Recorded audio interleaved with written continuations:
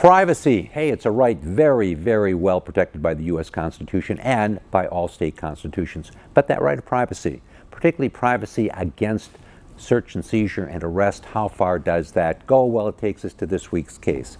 Involves a young man. He was accused of a crime, warrant out for his arrest in Virginia. Well, he heads off trying to avoid arrest. He goes to his family home, goes to the attic, and is hiding there. This is happening unbeknownst to his parents who are the principal residents of the home. Police show up at the door, knock on the door. Person answers. Police say, "We have an arrest for an individual, your son, who we believe to be here." Well, parents said, "Well, he's not here." They said, "Can we take a look?" Parents said, "Sure, come on in, take a look." Nothing to be concerned with, he's not here. Well, the police investigated, looked through the house, searched it, and lo and behold, there that son was up in the attic. The young man was arrested, hauled off in handcuffs, and at his preliminary hearing, he said arrest was unlawful, because I did not give them, the police, the right to enter the property. He contended that he was a resident of the property. Said that he had grown up there. He frequently came back to the property, and sure, while he was living with friends and didn't have any real true address, he really considered himself to be a resident of the home where his parents lived.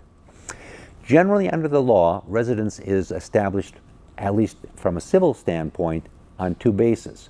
One is presence, you have to actually be there, and the other is intent, that you intend to be there. In this instance, he's arguing, I intend to be back there. I don't have a residence anyplace else. I pick up my mail there, and I basically view that as my residence.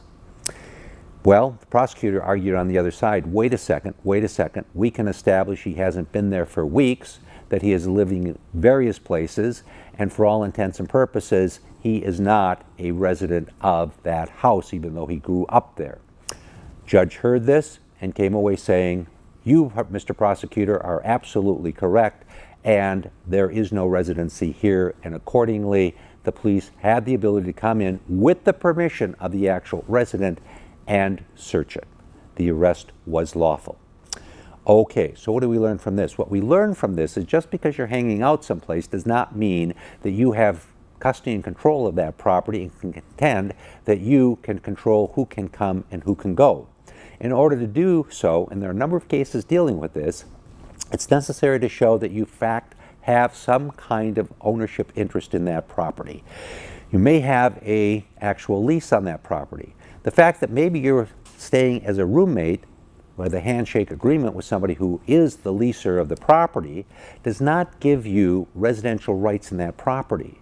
It only gives you the right to stay there at the discretion of that friend of yours who is actually renting the property. And friend might let the police in, let them search your bedroom, look at the room that you're actually using, and you would have no opportunity to complain of that if in fact you're not a tenant in that property.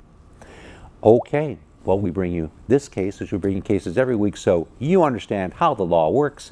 I'm David Allen.